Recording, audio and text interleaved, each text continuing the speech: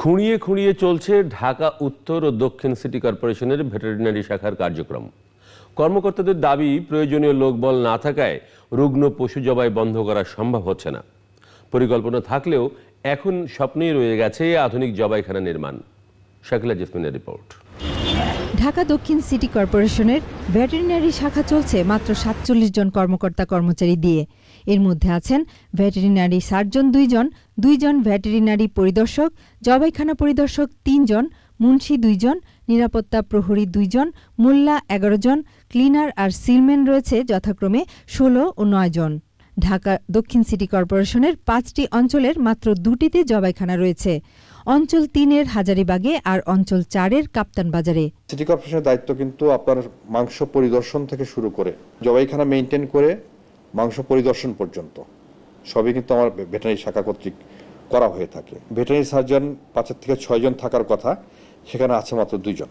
Veterinary পরিদর্শক ২ জন আছে, দুই জবাইখানায় কাজ করে। এবং আপনারা জানেন যে এটা গভীর রাত্রে শুরু হয় এবং সকাল 10টার দিকে শেষ হয়। রাত্রে এইভাবে ডিউটি করার ইয়েতে মাত্র ২ জন দিয়ে আমার পক্ষে সম্ভব হয় না।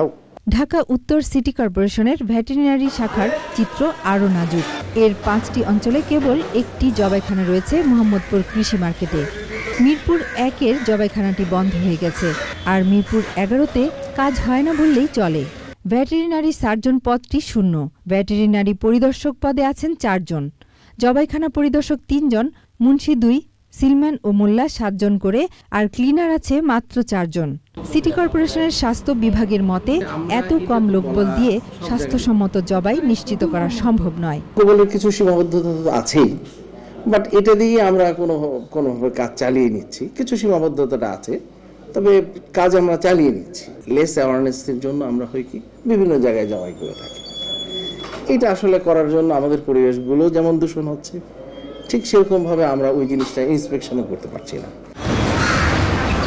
এখন সময় এসেছে নিরাপদ খাদ্য নিয়ে ভাববার।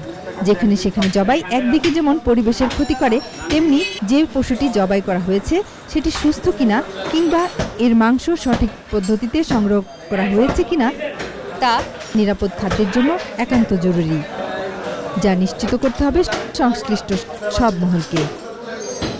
Shakila Jasmine, channel I, Karwan Bazar, Dhaka.